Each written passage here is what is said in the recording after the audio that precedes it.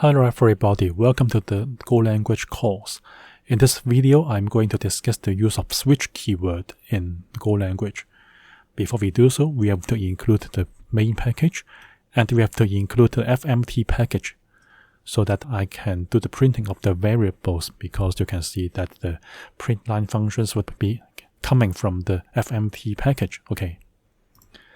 So let us see the switch statement. We can handle multiple conditions elegantly by using the switch statement. What does it mean by this one? Let us see. We have a string here called day, which is Tuesday. And we can check for the content of this string and do something for that string. Switch day here. I want to do the comparison of the variable day with the cases shown in the switch statement. If the day here is Monday, I print this line out. If the case is Tuesday, I print this line out. If the case is Wednesday, I print this line out. Default here means that if day here is not Monday, Tuesday, or Wednesday, that means if the day is other days of a week, I will do something else here. Okay. So you can see that when I use the case keyword, I have to mention the value followed by a colon. Okay, even for the default keyword, I have to end it with a colon. So since day is Tuesday, I will try to print out this line here. It is Tuesday. So let us see the result.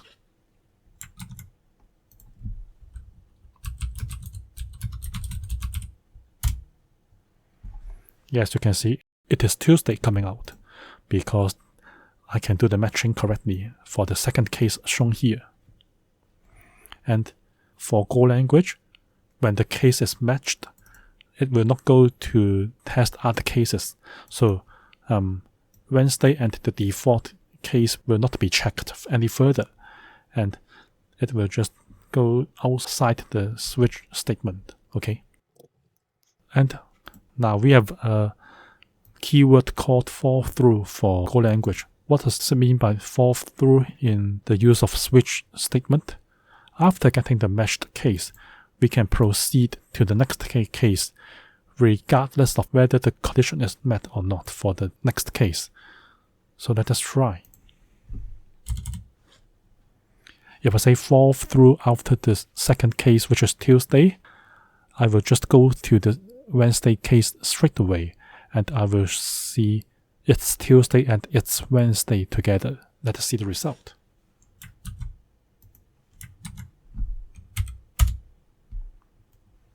Yes, you can see that it's Tuesday and it's Wednesday are all printed out. It means that if this case is true, I will just fall through to the next case directly. So that is the meaning of the word fall through here. Okay. So you see fall through is a keyword in Go language. And this fallthrough keyword is just meaning that I can go straight to the next case whether or not it is true or not. So after Tuesday, I will go to the next case, which is Wednesday. So I will print out the line here. It is Wednesday, in addition to it is Tuesday. Okay.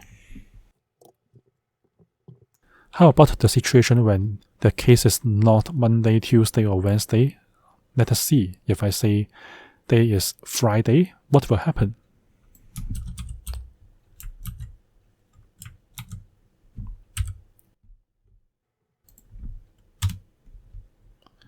You see, I will go to the default branch, which is saying that it is another day. So the default keyword means that if none of the cases are matched to the variable called day, I will just do the default thing. Okay. Now, we can have multiple expressions in a case. And also we can include a statement before the matching is done. What does it mean by these two sentences? Let us see. So I can assign day to here after the use of the switch keyword. Instead of doing the assignment before entering the switch keyword, I can do the assignment after the use of the switch keyword. And then I put a semicolon. And then I just put the variable to do the matching. Okay. And you can see that the case here can contain more than one value to match, Saturday and Sunday. Okay, we separate the two cases by a comma. Okay, so let us see the result. It seems like I will go to the default case because day 2 is actually not Saturday, Sunday, or Monday. So it is a weekday, okay? The weekday means the weekday other than Monday, okay?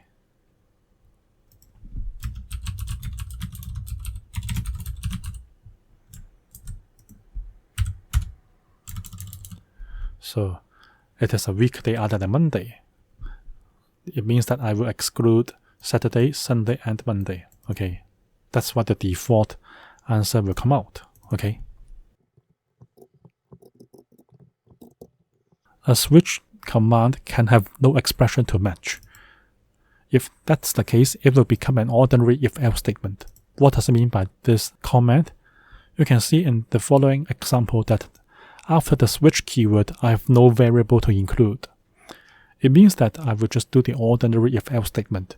So x is now 10, and if I don't put x after the word switch, I will just do ordinary comparison, just like what we do with the if-else statements. X is smaller than 0, I will do this thing. X is equal to 0, I will do this thing. X is larger than 0, I will do this thing. So x is 10, it means that I will go to the third case here. I will say x is positive. So let us see the result. Yes, x is really positive, okay? So it means that I will do the ordinary if-else statements if I don't put the variable name after the switch keyword. So we have a pretty flexible way of using the switch statement by comparing it with any of the branches or by doing an ordinary if-else statement. So this video has discussed a lot of things about the switch statement. We can set up a variable first and then we do the matching by using the switch keyword. We can do the fallthrough so that after going through one case, I can go straight to the other case. And there can be more than one expression in a case, like here, Saturday and Sunday. And we can include the statement before matching is done. So here, you can see that I can assign a variable after the switch keyword, and then I do the comparison of that particular variable, okay? And a switch can have no expression to compare. That means I just use the switch keyword and it will act just like an ordinary if-else statement. This is the end of the video. If you have any questions about my video, please leave your questions on the comment section below the video. If you like this video, please give me a like and please subscribe to my channel. Thank you for watching.